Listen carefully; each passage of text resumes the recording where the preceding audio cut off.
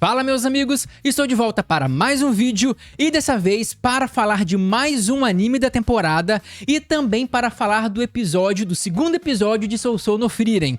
Então, se você quiser saber mais sobre esse anime e mais sobre o episódio de Sousou no Frieren, vem comigo e bora lá!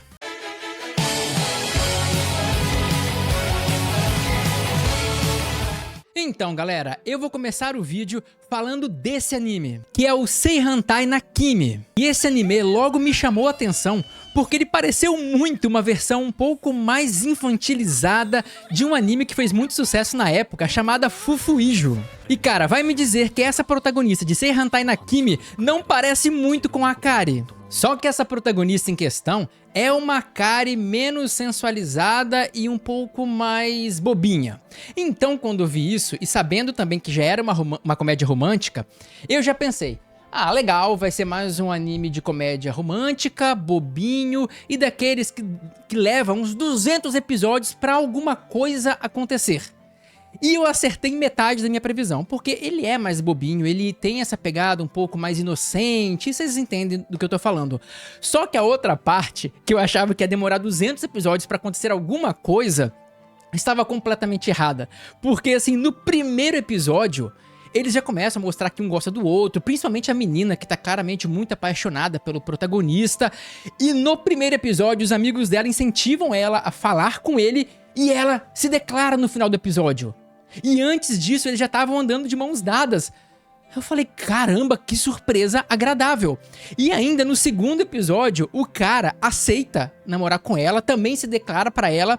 E aí eles vão desenvolvendo um romance já namorando, o que é uma coisa extremamente rara e que na real me surpreendeu bastante. Mesmo porque nenhum dos dois personagens são daquele tipo que não agem. Sabe, tipo aquele bosta do, desculpa a palavra, mas aquele estrume do Kazuya de Kanojo Karishimasu que não faz nada, não age nunca. Nenhum deles é desse perfil. Todos eles agem dentro das suas limitações, porque é um casal novo, é um casal ingênuo, inexperiente, então eles vão ter algumas dificuldades, algumas demoras, dificuldades de se expressar, e inclusive no terceiro episódio é muito abordado esse ponto do protagonista masculino, que fala pouco, e às vezes as coisas que ele fala não transparece, não mostra exatamente aquilo que ele tá pensando. Então eles têm essas limitações, mas eles não são travados por elas, porque eles mudam, eles fazem as coisas, o anime anda, o romance anda, e é muito interessante acompanhar essa evolução deles, porque vai ter uma evolução e já dá pra ver pelo início da obra. Por outro lado, tem uma galera que tá tendo uma ideia meio errada sobre esse anime, tá criando uma expectativa torta, que não faz sentido nenhum, porque eles estão esperando um anime estilo Horimiya.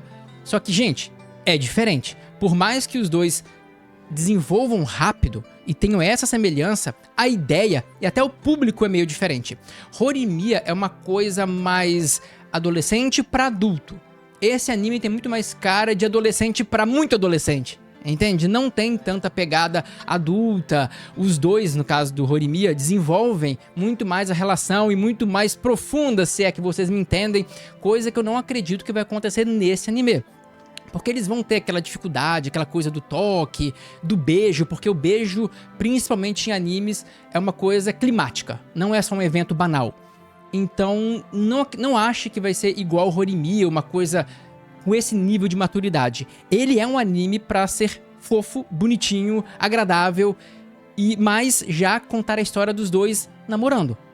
É isso, tá? Não criem expectativa errada, porque, sério, eu vi uma galera falando umas coisas que não fazem sentido. Na ideia, na cabeça deles, no quinto episódio eles vão ter filhos, porque os caras são muito à frente, sabe? Não entenderam a proposta do anime, então se calibre, que se você se calibrar as próprias expectativas, eu acho que esse anime vai atender os requisitos e vai agradar muita gente, porque tá me agradando, mesmo com a pegada mais inocente, e ele anda, então ele desenvolve, vale a pena assistir na minha opinião. Mas se você não gosta de romance, principalmente esses mais bobos, não vale a pena, porque lá realmente é muitas caretas, caras e bocas, a personagem até muda de forma, sabe? Tipo Boat The Rock, que ela virava uma pulga da água, tem umas coisas meio malucas assim. Mas é tudo pela comédia, e a comédia é boba, então vá sabendo disso e tente aproveitar, porque fora isso, até o momento, vale a pena. Mas agora vamos falar de Sousou no Frieren.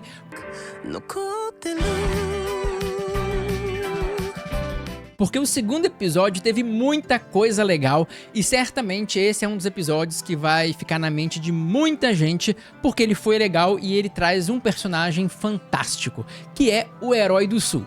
Então vamos dar uma olhada nesse anime e tirar algumas conclusões desse episódio.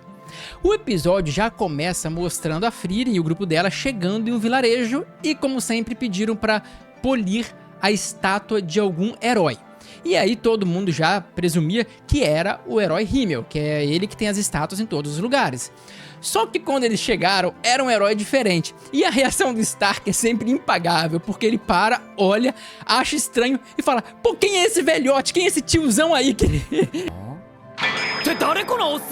Ele fica surpreso que não era o Himmel e o cara nem é tão tiozão, só que aquele bigode dele, principalmente na estátua, ficou muito cara de tiozão mesmo. Mas aí tá, aí a Frieren começa a falar sobre a história dele, que o Himmel não era o único herói. O Himmel foi aquele que matou o Rei Demônio, mas não era o único. E esse Herói do Sul era dito como o herói mais poderoso da humanidade. E aí, obviamente, o Stark fala: ah, isso parece um pouco de exagero. Só que a Frieren relembra bem e diz que não. Ela fala que o título é adequado pra ele e que ele foi tipo muito poderoso, mas muito mesmo, tanto que ele sozinho matou 3 sábios da destruição, sendo que o grupo da Frieren matou 2. E detalhe, o grupo da Frieren inteiro matou 2 ao longo da jornada. Ele matou os 3 juntos, e juntos com mais um monte. O cara era muito forte e a Frieren também diz que ele varreu as linhas defensivas do Rei Demônio. Ele matou muita gente. E aí o Stark e a Fern ficam até bem surpresos, mas seguem a vida deles. E a Frieren lembra do encontro que ela teve com o Herói do Sul. E essa parte foi muito reveladora e muito bem adaptada na história. E nessa ocasião, o Herói do Sul chegou para Frieren e chamou ela para ir junto com ele na missão. Só que ela disse que não tem interesse porque ela não se sentia capaz de matar o Rei Demônio. E aí começa a vir umas coisas muito legais que o anime adaptou com perfeição. A primeira coisa, reparem que sempre que o Herói do Sul ele vai pegar alguma informação do futuro, que é o poder dele, ele meio que olha pro lado, ele para, meio que pensa, ou como se ele estivesse vendo ou puxando o futuro e traz pra realidade. E aí ele fala, repara que ele faz isso muito bem. Na hora que ele tá falando com a Frieren, ele olha e fala assim, ele para, olha pro lado e volta e fala: tudo bem, eu posso contar meu segredo, porque eu sei que você nunca vai contar pra ninguém. Percebe que ele pegou naquele momento, que ele usou o poder dele naquela hora pra saber se era seguro ou não contar pra ela? Então assim, e a forma como todas as vezes que ele acessava o futuro, ele desviava o olhar, ele se concentrava em algum ponto, é muito, mas muito bem feito. E eu achei um detalhe pequeno, mas que engrandece muito o anime e mostra o zelo, o cuidado que a direção tá tendo com a obra como um todo. E é nesse momento, como eu disse, que ele revela o porquê que ele é tão forte. E aqui entra uma discussão que eu não levantei na época que eu falei do mangá, que sim, eu tenho narrado toda essa saga no mangá, então se quiser é só ver o link aqui na descrição, que vai ter a saga completa, inclusive a saga de Eldorado, tudo narrado, beleza? Mas ele revela que o fruto do poder dele, o que diferencia ele dos outros, é o fato que ele pode ver o futuro. E aí levanta uma questão muito importante, porque assim, de acordo com o universo de Frieren, os humanos tendem a não ser tão fortes como os demônios. Principalmente na parte física. Já é dito e vai ser repetido lá na saga do Revolt, que demônios têm vantagens de reflexo, de força, isso é natural. Não que humanos com técnica e com outras formas não possam vencer os demônios mesmo na porrada. Mas os demônios têm uma vantagem. Então, se os demônios têm essa vantagem, e se o Omnisciente Slact, que é aquele demônio que morreu junto com o Herói do Sul, também pode ver o futuro, como que o Herói do Sul conseguiu matar ele, levar outros 3 sábios da destruição juntos, e é isso. Não faz tanto sentido. Isso indica que a previsão do futuro dele, a forma que essa previsão do futuro dele funciona, é mais eficiente e talvez mais instantânea do que o do Onisciente Slact. Por exemplo, eu tendo a acreditar que a visão do futuro dele é muito parecida com aquele olho divino do Rudeus, de Mushoku Tensei. Sabe, que ele vê o futuro na hora, ele tá vendo o que vai acontecer no futuro e vendo o presente ao mesmo tempo, como se fosse uma coisa sobreposta à outra. Eu acho que ele faz isso, então ele consegue prever com antecipação cada movimento dos adversários dele na luta, enquanto o Omnisciente Slact deve precisar de mais tempo para poder prever alguma coisa, então a previsão dele é mais falha, porque por mais poderoso fisicamente que ele seja, não justifica ele não ter caído pela balança da aura, no de algoze do Macht. Tem muita coisa que não justifica, então a previsão dele deve ser um nível absurdo para justificar tamanha força. E a outra coisa que ele falou que vale muito a pena prestar atenção é quando ele pergunta se ela conhecia os Sábios de Destruição. Repara que o olhar da Frieren muda, ela presta mais atenção nele, e na hora que ela presta mais atenção nele, aparece uma tela muito rápida que algum distraído pode não ter visto, mas que vale a pena dar uma olhada.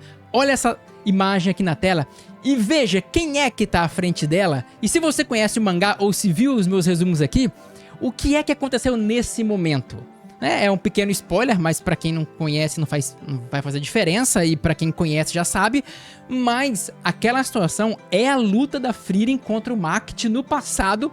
O braço dela tava transmutado, pra não dar muito spoiler do que aconteceu, e aquele cara na frente dela, como vocês podem ver que tem tipo um casaco aqui do lado, é o Macht. E então eles tiveram cuidado de botar essa lembrança dela, e ficou muito interessante, porque eu pausei, eu olhei e falei, cara, esses caras foram geniais. Botaram uma inserção perfeita na hora correta.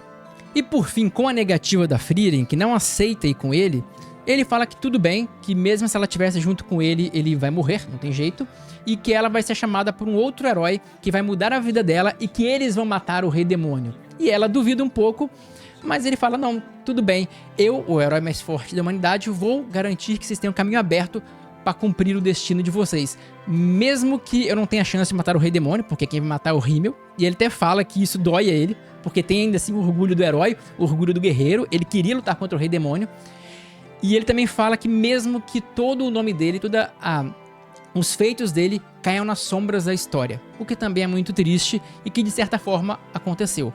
Por mais que em um ou outro vilarejo ele seja lembrado, ele não tem nem 1% da fama do Himmel.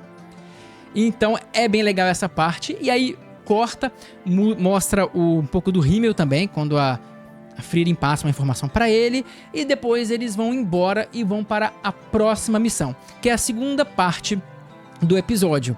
E nessa segunda parte do episódio já mostra a Frieren de um jeito muito cara de pau, porque ela chega no vilarejo, aí todo mundo, pô, chegamos no vilarejo grande, vamos comprar alguma coisa, aí chega a Frieren, e fala, não temos tempo pra perder, vamos embora logo. Justo a pessoa que quer passar uma década em cada vilarejo, né? Mas aí todo mundo começa a achar estranho. O que aconteceu? Por que ela tá com tanta pressa? E logo quando eles vão saindo do vilarejo, aparece um cara que chama a Frieren pra falar com o líder do vilarejo. E a resposta final é que a Frieren guarda rancor, e guarda muito rancor. Aí ela lembra de uma história de uma espada que foi perdida, foi roubada pelos demônios. E o líder do vilarejo, que é um baita de um tirano da época, chegou e falou, recuperem a minha espada, ou eu prendo vocês. Tipo, que cara louco. E a Frieren guardou rancor não só do cara, como da família do cara. Então, era o bisavô, se não me engano, do cara que fez isso, e ela tinha uma birra gigante com ele, e ficou com uma cara de desanimada no jantar lá que fizeram. Mas no final das contas, ela decide ajudar e recuperar a espada. Quando eles vão recuperar a espada, eles chegam no vilarejo que tinha sido todo destruído pelo demônio da espada, que é o título que ganha o demônio que captura esse item, no caso essa espada. E aí tinha uma pessoa que falava que era da igreja, que estava rezando pelos corpos, pelas almas das pessoas que tinham morrido, e que ela tinha enterrado todo mundo, tinha tipo a terra revirada e tudo mais. E aí ela pediu uma oração. E na hora que a Fern e o Stark fecharam o olho para orar, a Frieren atacou uma magia no chão pra abrir um buraco, o que espanta a Fern, né? Mas ela mostra que não tinha ninguém lá dentro. E ela revela que essa pessoa era o demônio da espada.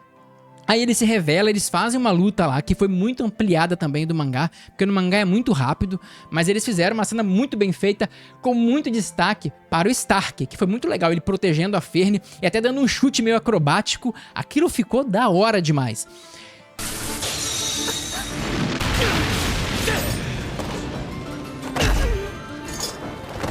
E logo depois a Frieren fala que esse demônio estava usando isso como estratégia. Ou seja, se passava por alguém da igreja, quando um aventureiro ou uma pessoa qualquer chegava lá e ia orar pelos mortos, fechava os olhos, ele atacava e matava a pessoa. O bicho é ardiloso. Mas aí deu tudo certo, eles conseguiram matar o demônio da espada e voltaram com a espada capturada para o vilarejo. E assim eles cumprem a missão e a Frieren faz uma reflexão bacana, porque ela fala que não é só, em outras palavras, né? Ela fala que não é só o destino final, é toda a jornada que importa. E então o Himmel e ela agora também não passam por nenhum lugar sem ajudar alguém. E isso é legal porque até faz a pessoa pensar em que, e se eles falhassem? Se eles falhassem na tentativa de matar o rei demônio, e se eles não tivessem ajudado ninguém, toda a missão, todo o caminho deles seria em vão, não teria propósito. Agora, se eles ajudam as pessoas no decorrer de todo o caminho, mesmo falhando em matar o rei demônio, a jornada tem significado. Porque ela, em sua extensão, em todo o seu tempo, foi útil, foi proveitosa. Então eles trazem, com outras palavras, essa reflexão. E é assim que encerra o episódio, que foi muito bem feito e muito bem dirigido. Então, galera, era isso que eu queria falar com vocês. E uma coisa importante, já que eu não tô conseguindo fazer mais 2 vídeos por semana, como eu fazia antigamente, eu estou dividindo o vídeo em 2 partes. Uma para falar de um anime novo e a outra para falar de Sessou no Frieren. Eu vou manter assim por enquanto. Então me digam aqui o que vocês acharam, deixa o seu like porque ajuda demais e eu vejo vocês no próximo vídeo.